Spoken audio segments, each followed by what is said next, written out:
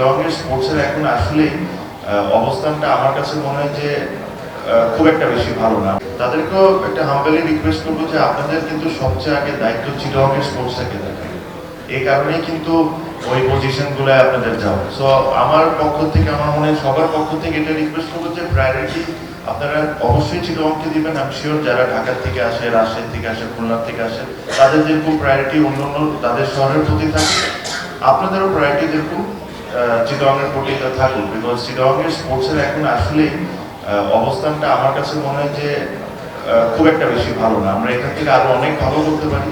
যে সবাই মিলে যদি আমরা একটু সাপোর্ট করে বা একটু আলোচনা করে বা যেভাবেই করে হোক না কেন, যে জায়গায় ছিল ভাইয়া একজন বলতেছিলেন এখানে যে 90s বা আর্লি 2000-এ যে অবস্থা ছিল আমাদের স্পোর্টসে, অ্যাটলিস্ট ওই লেভেল তো রিচ করতে হবে। এখন তো আমরা অ্যাকচুয়ালি নিচের দিকেই যাচ্ছি। সো এটা আমার মনে হয় যে সবার দায়িত্ব, সাথে যারা কর্পোরেট আছেন তাদেরও একটা দায়িত্ব যে আপনাদের অনেক সময় অনেক ধরনের ফেসিলিটিস থাকে। তো ভালো ব্যাডমিন্টন কোর্ট যখন আপনারা বানান, আপনারা অ্যাটলিস্ট এতটুকু করে দিয়ে যে আমাদের এখান থেকে যারা ভালো ব্যাডমিন্টন প্লেয়ার আছে তারা যেরকম আপনাদের ওই ফেসিলিটিসগুলো অ্যাক্সেস পায়।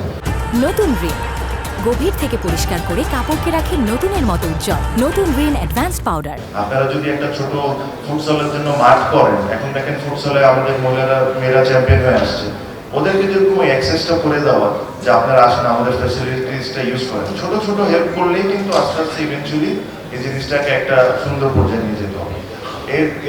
এখনই আমি অনেক ছোট ছোট ছেলেদেরকে দেখতেছি এখানে।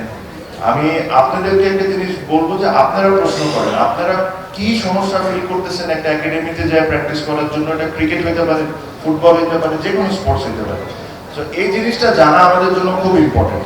ইমরুলের বিষয়টা আমি জানি, কারণ ইমরুল আমার সাথে খেলছে, ওই লেভেলে কি সমস্যা ওটা আমি ভালো করে জানি। বাট যারা 2000 টাকা, 500 টাকা, 1000 টাকা দিয়ে একাডেমিতে ভর্তি হচ্ছেন, তারা কি সমস্যা ফিল করছেন, এই জিনিসটা আমাদের জন্য জানাটা খুব ইম্পর্টেন্ট। আর আজকে আয়োজন কিন্তু এই কারণেই যে আপনাদের মুখ থেকে শোনা যে আপনারা কি সমস্যা ফিল করছেন।